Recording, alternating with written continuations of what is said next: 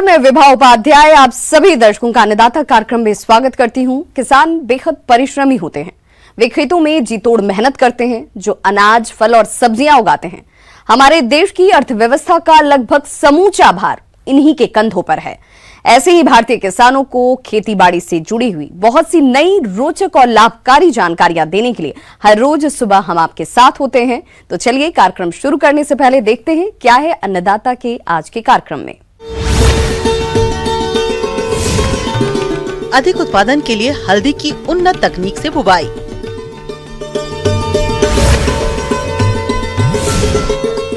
फूलों की खेती से महका महोग गांव।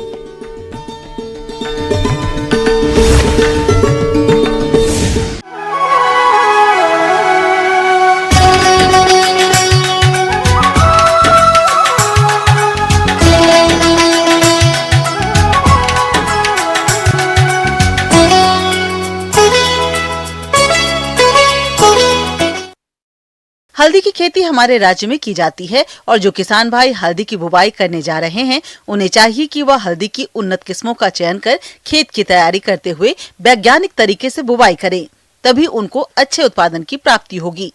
तो इस बारे में जानकारी दे रहे हैं डॉक्टर संजय कुमार।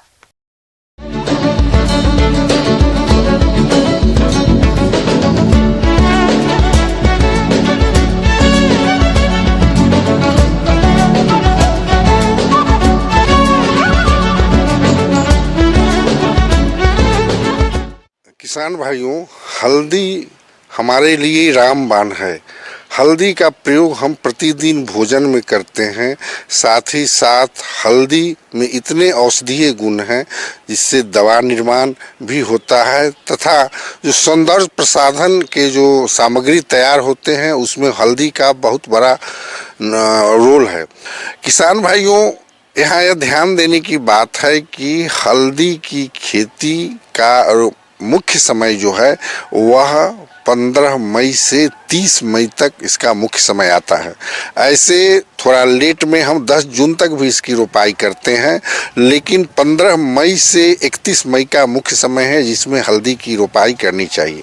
आप यदि मिट्टी जांच करा करके और तब आप हल्दी की रोपाई करते हैं तो बहुत ही अच्छा रहेगा। किसान भाइयों, फसल से अच्छा उत्पादन लेने के लिए आपको सबसे पहले भूमि चयन एवं इसकी तैयारियों पर विशेष ध्यान देने की जरूरत है।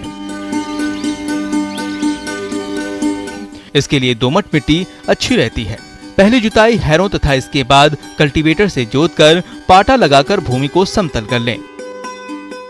हल्दी का जो मुख्यतः प्रभेद है जिससे अच्छा हम उपज प्राप्त कर सकते हैं उसमें राजेंद्र सोनिया, राजेंद्र सोनाली, एनडीआर ग्रुप की ये जो वैरायटी है बहुत अच्छी वैरायटी है और इनको लगाने से लगभग 400 से 450 कुंटल और बल्कि राजेंद्र सोनाली को लगाने से 500 से 550 कुंटल प्रति हेक्टेयर तक उपज प्राप्त होती है।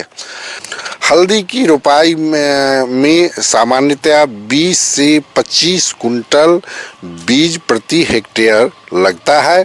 जो मुख्य बात है कि हल्दी को रोपने से पहले बीजोपचार आप अवश्य करें। जिस प्रकार मैंने मिट्टी जांच की चर्चा की है उसी प्रकार आप उसका बीजोपचार आप अवश्य करें। उसके लिए Indofil M45 2.5 gram plus Bavistin 1 ग्राम दोनों का प्रति लीटर आप घोल बना लें और उसमें हल्दी के कंद को 30 मिनट तक के लिए छोड़ दें। तो उसके बाद उसको निकाल लें, निकाल करके और फिर उसकी रोपाई करें। तथा इसकी खाद एवं उर्वरकों पर विशेष ध्यान देने की जरूरत होती है। तो गोबर की खाद 10 से 15 टन जुताई के समय खेत में मिला दें। इसके बाद यूरिया 200 किलोग्राम, DAP 150 किलोग्राम एवं पोटाश 60 किलोग्राम प्रति हेक्टेयर की दर से प्रयोग करें। लेकिन किसी कारणवश अगर आप मिट्टी जांच नहीं करवा पा रहे हैं, वैसी परिस्थिति में आप हल्दी रोपाई से 2 सप्ताह पूर्व इसमें आप 20 से 25 टन सड़ी हुई गोबर की खाद प्रति हेक्टेयर के दर में आप मिला करके छोड़ दें। रोपने से 1 दिन पूर्व आप जिंक सल्फेट, DAP या डीएपी का कहने का तात्पर्य यहाँ पर है स्फुर से, फास्फोरस और जो पोटास, इसको आप निश्चित रूप से एक दिन पूर्व मिला दें। और इसकी रोपाई जो हम करते हैं वह पौधों से माने लाइन से लाइन की दूरी 30 सेंटीमीटर और पौधों से पौधों की दूरी 20 सेंटीमीटर। 30 से 35 ग्राम का जो स्वस्थ बड हो वह लेना चाहिए। उस बड में 5 से 6 कम से कम स्वस्थ कलियां हों और उसकी हम रोपाई करते हैं, यानी 30 गुने 20 सेंटीमीटर की दूरी पर उसकी हम रोपाई करते हैं। रोपाई करने के बाद हम उसको ढक देते हैं, जिसको झपनी लोग बोलते हैं। झपनी के लिए बहुत चीज़ है, अगर संभव हो तो शीशम के पत्ते से ढक दें।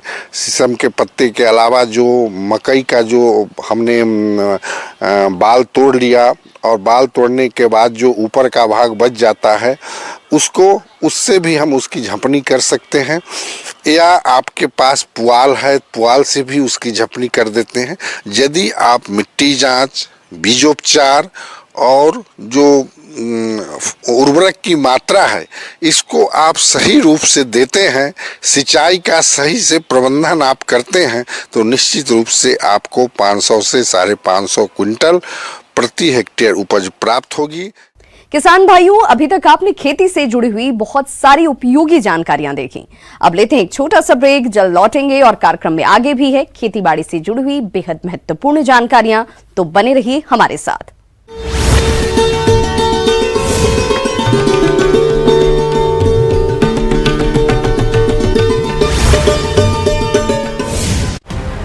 बड़ी बड़ी रैलियां हो रही हैं, हजार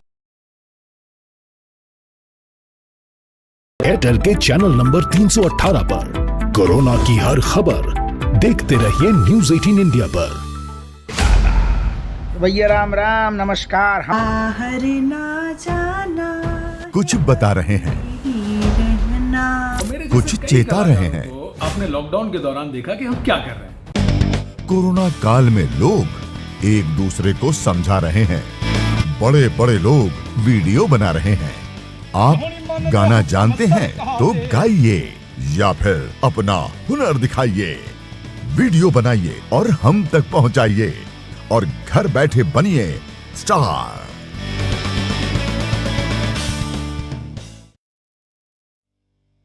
न्यूज़ 18 इंडिया आपका पसंदीदा नेशनल न्यूज चैनल उपलब्ध है डिश टीवी के चैनल नंबर 663 और D2H के चैनल नंबर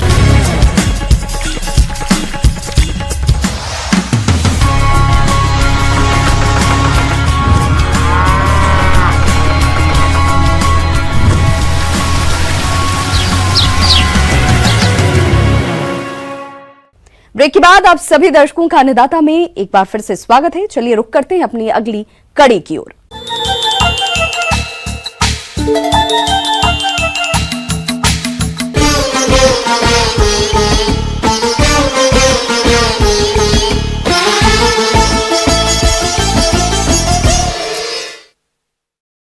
कृषि के क्षेत्र में आज नई नई तकनीकों का विकास हो रहा है, जिसे अपनाकर किसान अच्छी आय ले रहे हैं। आज हम आपको लेकर चलते हैं हिमाचल प्रदेश के जिला सोलन के महोग गांव, जहां पिछले कई सालों से पूरा गांव पॉली हाउस में फूलों की खेती कर रहा है। और इन फूलों की खेती से गांव के लोग खुद तो अच्छी आय कमा रहे हैं और साथ ही कई लोगों को रोजगार भी दे रहे हैं। तो आइए मिलते हैं इस गांव के सफल किसानों से और जानते हैं इनकी सफलता की कहानी।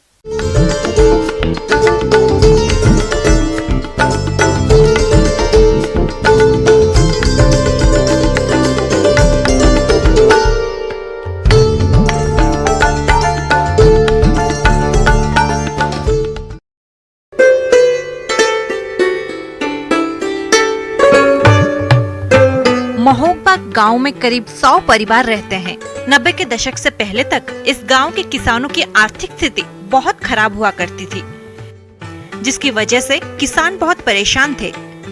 इसी गांव के दो भाई आत्मस्वरूप और ओम प्रकाश से अपने गांव के लोगों का दर्द देखा न गया और दोनों ने अपने गांव के लिए कुछ ऐसा करने का मन बनाया जिससे सभी की आर्थिक स्थिति में सुधार हो सके। यही सोचकर ये दोनों भाई नए नए एक्सपेरिमेंट करने लगे। इसी दौरान इन्होंने फूलों की खेती शुरू की। आज पूरा गांव फूलों की खेती करता है। सभी के पक्के मकान हैं और हर घर में अपनी गाड़ियां हैं और सभी अपने बच्चों को अच्छी शिक्षा दिला रहे हैं। तो हमने 1990 से ये फूलों का काम शुरू किया। तो जब हमने शुरू किया तो उस टाइम तो यहाँ पर किसी को कोई पता नहीं था कि भाई फूल बिकता है कि नहीं बिकता। तो हमने सबसे पहले ग्लेडियस शुरू किया। ग्लेडियस तो ये दिल्ली में बिकता था, मतलब खान मार्केट है, कनॉट प्लेस में है, वहाँ पर जो थोड़ी बहुत ही मतलब फूलों की जो थी। तो हमने ना मतलब हमने 4-5 साल तक तो मतलब बड़ा स्ट्रगल किया।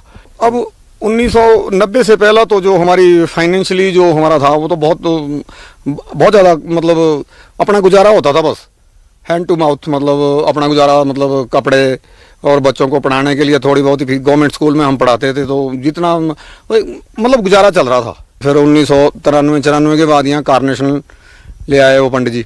उस टाइम यहाँ पर अपना तो कोई मतलब हमारा मार्केट में यहाँ कोई कार्नेशन था नहीं, तो महाराजा साहब के पास होता था, तो उनकी तो थोड़ी बहुत ही जो कटिंग मतलब उसमें से निकलती थी, उसमें से हमने इसको डेवलप किया और इसको ग्रो किया। तो फिर वो शुरू में जब ये इसकी मार्केट धीरे धीरे जैसे जैसे इकोनॉमिकली हमारा देश आगे बढ़ता चला गया, वैसे वैसे फूल की मतलब मार्केट भी स्टेब्लिश होती गई, मतलब फूल की मार्केट भी मतलब फूल भी बिकने लग गया। फिर 2001, 2, 3 मतलब उसके बाद फिर मंडी बन गई। कनाट प्लेस के पास एक मंडी होती थी, उसके बाद अब गाजीपुर बन गई। तो अब तो होलसेल में जाता है। चंडीगढ़ भेजते थे, थोड़ा बहुत पंजाब भेजते थे, बाकी चंडीगढ़ भेजते थे, बाकी दिल्ली भेजते थे। आज के दौर में जहां युवा शहरों की चकाचौंध की ओर आकर्षित हो रहा है और रोजगार के लिए भटक रहा है, वहीं दूसरी ओर चायल मोहक गांव के युवाओं ने फूलों की खेती कर इसे अपना रोजगार का साधन बना मिसाल पेश की है। मोहक गांव के युवाओं ने अपने पूर्वजों के पेशे को आधुनिक सोच के साथ जोड़कर शहरों को भागने के बजाय गांव के संसाधनों से फूलों की खेती कर आज लाखों की कमाई कर रहे हैं। गांव मोहक का किसान हूँ और हमने 89 में या 90 में समझो 90 में हमने फूलों का काम स्टार्ट किया था। तो उससे जब दुगनी इनकम हुई ना जी, तो इनकम थोड़ा सा हर आदमी सोचता है, हमारे पास कोई नौकरी नहीं थी, कोई और चीज़ नहीं थी, बच्चे पोस्ट ग्रेजुएट हो गए थे, पढ़ गए थे, तो फिर नौकरी का भी बड़ा संभव सा काम था। तो चलो तो जब उसमें तो इस करके हमने अपनी रोज़मर्रा की ज़िंदगी को थोड़ा सा आगे सुदृढ़ करने के लिए ना फूलों का काम स्टार्ट किया था। सालाना कारोबार है ना जी, जैसे तो इस साल तो बहुत अच्छा फूल होना था अगर कोरोना ना होता। कोरोना की वजह से अगर ऐसा हुआ तो हमारे साथ नहीं हुआ, पूरे देश के साथ हुआ, हर किसान के साथ हुआ, उसका नहीं। वैसे जो है ना जी, मेरे ख्याल 1.5 करोड़ के आसपास राउंड फिगर जो है ना इनकम आती है। 6 घर है यहाँ, कुल 6 घर है और 6 घर में 1.5 करोड़ के आसपास की आती है। मोहक में फूल की अलग अलग किस्मों को उत्पादन किया जाता है। इनमें Dutch, Spanish, Israel, Japan, Holland आदि देशों की किस्मों के फूल लगाए जाते हैं। इसके अलावा भारतीय किस्मों के फूल का भी उत्पादन होता है। इनमें कार्नेशन, लिलियम, लेडियम, वासिका केल, ऑर्नामेंटल फ्लावर, एस्ट्रोमोरिया और गुलाब की विभिन्न किस्में भी लगाई जाती है। मोहक गांव पूरे देश में फूलों की खेती के लिए मशहूर है और गांव के 70% हिस्से में फूलों की खेती होती है। इससे गांव की सालाना आय 1 करोड़ से 1.5 करोड़ तक पहुंच चुकी है। इस गांव को फूलों की खेती के लिए कई राज्य व राष्ट्रीय स्तर के सम्मानों से भी नवाजा जा चुका है। यहाँ पर हर परिवार के पास आलीशान घर है और यही नहीं, गांव के लोगों ने विलेज लिव इन नाम से एक छोटा सा रिजॉर्ट भी शुरू किया है। तो हमने अपने जो भी हमारा रिश्ता नाता है या जो भी कोई कर सकता था, हमने कभी कोई चीज़ नहीं छुपाई। हमने सबको बोला भाई आप लोग भी कर लो, अगर जितनी मेहनत कर सकते हैं तो उसी हिसाब से कमा लेंगे, हम तो कमा रहे हैं। तो हमने अपने उदाहरण दिए, भाई हम इतना पैसा कमाते हैं। हमने लोगों को बोला भाई हम इतना पैसा कमाते हैं, तो उनको विश्वास नहीं हुआ। जब खुद करके देखा उन्होंने तो फिर उनको लगा भी नहीं है। तो फिर तो इसमें बड़े भारी लोग जुड़ गए। अच्छा, फिर यूनिवर्सिटी मतलब हॉर्टिकल्चर डिपार्टमेंट, फिर हमारे ये जो आपकी यूनिवर्सिटी है हमारी नौनी से, यहाँ से हमारे को मतलब टेक्निकल काफ़ी वो मिला। बाकी फील्ड में तो हमारे को खुद करना था, बाकी गवर्नमेंट सब्सिडाइज्ड। फिर उसके बाद ये गवर्नमेंट ने भी देखा कि भाई फूलों का काम चल पड़ा है, कई स्कीमें चल रही है, तो उस टाइम से लेकर चल रही है, तो हमारे को भी थोड़ी हेल्प हुई बीच में। बाकी जो जितना कर सका वो कर रहा है। आज तो गांव का स्तर, अब तो यहाँ तो हमारा गांव तो मेरे ख्याल में कोई 70-80% फ्लोरिकल्चर में ही है। हाँ, अब फ्लोरिकल्चर के बाद फिर बच्चे टूरिज्म में चले गए, उन्होंने होटल बना लिए। तो 2 होटल है, 2 होटल में हम मतलब 15-16 तो हमारे पास उसमें एम्प्लॉइज़ है, बाकी 7-8-10 लोग हमारे पास मतलब इसमें हॉर्टिकल्चर में काम करते हैं। तो 20 या 25 आदमी को तो हम अपने साथ रोजगार देते हैं। ये बात ठीक है भाई, कोविड-19 की वजह से थोड़ा सा मतलब वो गैप आया है, तो कुछ लोग चले गए हैं बेचारे, लेकिन अगर ये मतलब फिर अगर उसमें रनिंग में आ जाएगा तो हम 20-25 आदमी को तो रोजगार अपने साथ देंगे ही देंगे। आज तक इन किसानों ने कभी भी पीछे मुड़कर नहीं देखा। आज इस गांव के सभी किसान अपने खेतों में हर किस्म के फूल लगा रहे हैं।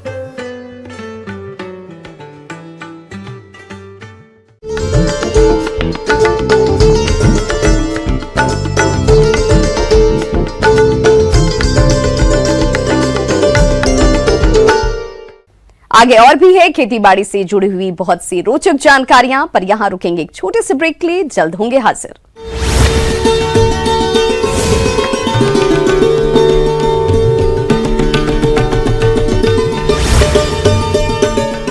के दौरान देखा कि हम क्या कर रहे हैं। कोरोना काल में लोग एक दूसरे को समझा रहे हैं, बड़े बड़े लोग वीडियो बना रहे हैं। आप गाना जानते हैं तो गाइए या फिर अपना हुनर दिखाइए, वीडियो बनाइए और हम तक पहुंचाइए और घर बैठे बनिए स्टार।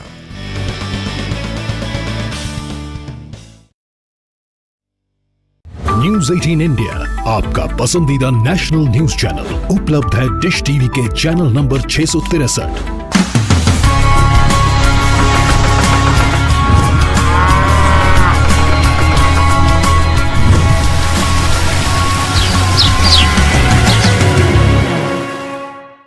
ब्रेक के बाद एक बार फिर से आप सभी दर्शकों का अन्नदाता कार्यक्रम में स्वागत है। बढ़ते हैं अपने अगली प्रस्तुति की ओर।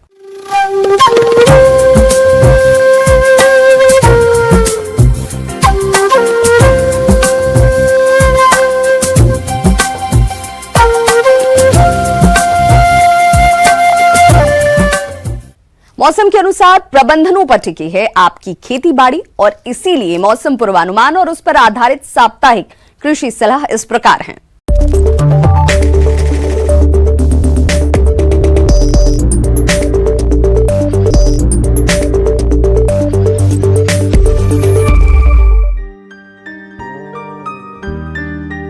ग्रामीण कृषि मौसम सेवा भारत सरकार एवं कृषि विज्ञान केंद्र संगरिया द्वारा भेजे गए मौसम पूर्व अनुमान के आधार पर किसान भाइयों को सलाह दी जाती है कि मौसम पूर्व अनुमान के अनुसार जिला हनुमानगढ़ में 22 मई तक परिवर्तनशील मौसम रहने की संभावना है। 18, 19 और 20 मई को चक्रवाती तूफान के कारण तेज हवाओं के साथ कहीं कहीं हल्की बूंदाबांदी या हल्के दर्जे की बारिश हो सकती है। इसके बाद पश्चिमी विक्षोभ के प्रभाव से 22 मई तक कहीं कहीं अचानक तेज हवा के साथ बूंदाबांदी या हल्की बारिश हो सकती है। अगले 5 दिनों के दौरान अधिकतम तापमान 39 से 40 डिग्री सेल्सियस और न्यूनतम तापमान 24 से 25 डिग्री सेल्सियस के बीच रहने का अनुमान है। इस दौरान हवा की गति 6 से 30 किलोमीटर प्रति घंटे रह सकती है। किसान भाइयों को सलाह दी जाती है कि उत्पादन बढ़ाने के लिए इस समय बुआई करें, प्रमाणित और उन्नत बीजों का उपयोग करें, बीज उपचार करें, बीज दर उचित रखें, मिट्टी की जांच करवाकर सिफारिश के अनुसार संतुलित मात्रा में उर्वरकों का प्रयोग करें, खाद बीज और दवा खरीदते समय पक्का बिल अवश्य लें। बीटी और अमेरिकन कपास के लिए उपयुक्त समय चल रहा है। बीटी नरमा के लिए उर्वरकों का उपयोग मृदा परीक्षण के आधार पर करें। मृदा परीक्षण के अभाव में बुआई के समय 50 किलोग्राम नाइट्रोजन, 40 किलोग्राम फास्फोरस तथा 30 किलोग्राम पोटास प्रति हेक्टेयर की दर से प्रयोग करें। रासायनिक विधि से खरपतवार नियंत्रण के लिए बुआई से पूर्व पेंडिमिथलिन 30 EC 3.3 लीटर दवा प्रति हेक्टेयर की दर से प्रयोग करें। गत फसल की कटाई के बाद मिट्टी पलटने वाले हल से जोतकर खेत को खाली छोड़ दें। मई के दूसरे पखवाड़े में धान की नर्सरी तैयार कर सकते हैं। इसके लिए सिफारिश की गई किस्में इस प्रकार है: पूसा बासमती 1121, पूसा बासमती 1509, मुच्छल बासमती, परमल धान, PR 106, BK 190 इत्यादि उन्नत किस्में हैं। जिन खेतों में जड़ गलन के रोग का प्रकोप अधिक हो, उन खेतों में बुआई के लिए 2.5 किलोग्राम ट्राइकोडर्मा हार्जेनियम को 50 किलोग्राम आद्रयुक्त गोबर की खाद में अच्छी तरह मिलाकर 10 से 15 दिनों के लिए छाया में रखें। इस मिश्रण को बुआई के समय 1 बीघा खेत में पलेवा करते समय मिट्टी में मिला दें। मूंगफली की बुआई 15 जून तक की जा सकती है, किंतु गहरी रेतीली भूमि में बुआई मई तक की जानी चाहिए। इसके लिए उन्नत किस्में हैं HNG 123, HNG 69, HNG 10, मल्लिका M13, TGA 37A।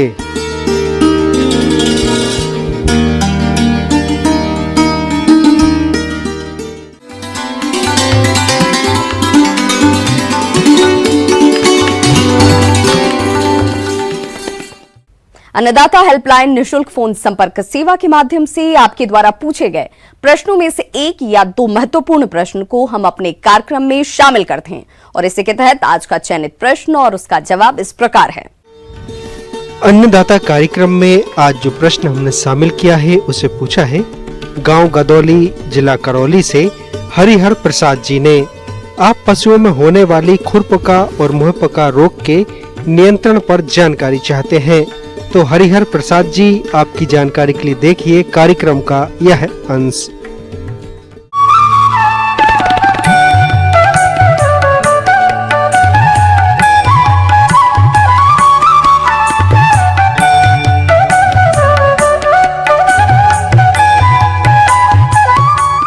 मैं पशुपालक भाइयों को FMD जो रोग है पशुओं के अंदर, इसके बारे में बताना चाहता हूँ कि ये रोग बहुत ही खतरनाक है। इससे पशु हानि कम लेकिन आर्थिक नुकसान बहुत ज़्यादा हो जाता है। सर्वप्रथम ये रोग क्या है? रोग है जो पशुओं के पैरों के अंदर छाले पड़ जाते हैं, पैरों से लंगड़ा कर चलते हैं और पशु के मुंह के अंदर छाले पड़ जाते हैं जीभ से। तो इससे पशु अपना खाना पानी नहीं खा पाता, चारा दाना जो भी है बिल्कुल भी नहीं खाता और इससे स्वास्थ्य दिन प्रतिदिन बहुत कमज़ोर होता जाता है और इससे इम्यूनिटी भी कमज़ोर हो जाती है। ये पशुओं का बहुत ही खतरनाक और दूधारू पशुओं में विशेषतर से ये बहुत ज़्यादा खतरनाक होता है। इससे दूध बिल्कुल ही चला जाता है पशु। किसान भाइयों, गाय भैंसों में खुरपका मुंहपका रोग जिसे FMD कहा जाता है होने वाला एक अत्यधिक संक्रामक रोग है। यह रोग एक अत्यंत सूक्ष्म विषाणु से होता है।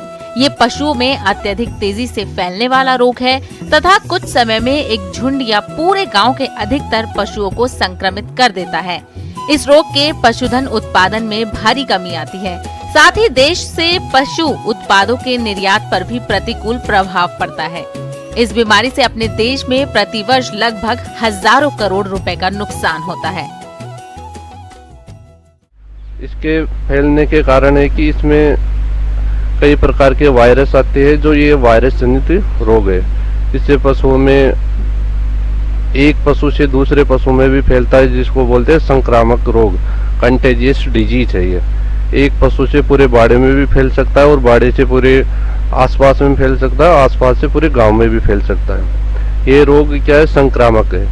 इस रोग से सिर्फ बचाव ही उपाय है।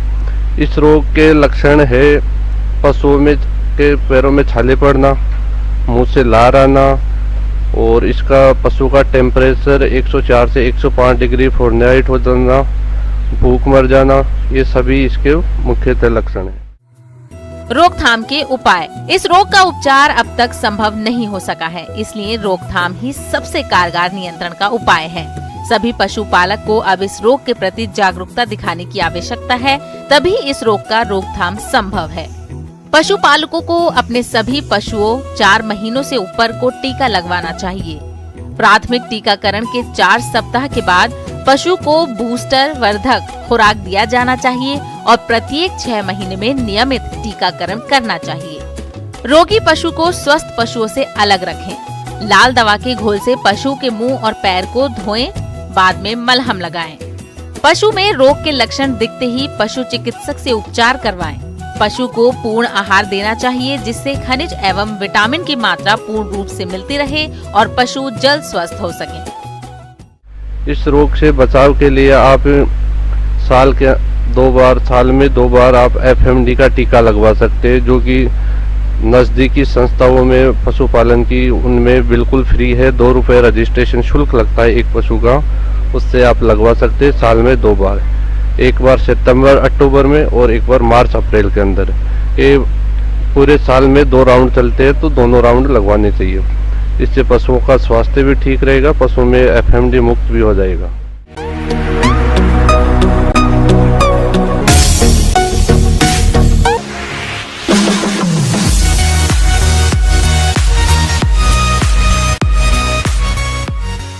आइए अब एक नजर डालते हैं राज्य की कुछ चुनी हुई मंडियों के प्रमुख फसलों के बाजार भाव पर।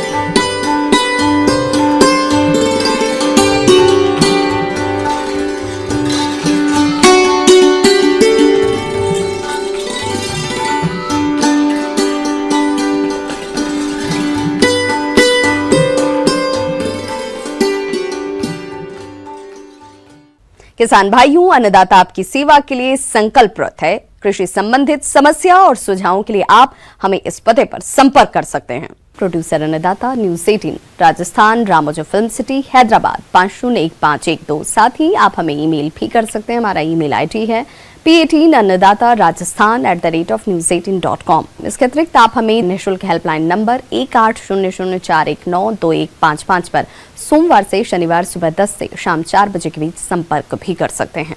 किसान भाइयों, अब समय हो रहा है आपसे विदा लेने का, तो हमारी अन्नदाता टीम को दीजिए इजाजत। कल फिर से होगी आपसे मुलाकात कृषि संबंधित कुछ और महत्वपूर्ण जानकारियों के साथ। नमस्कार।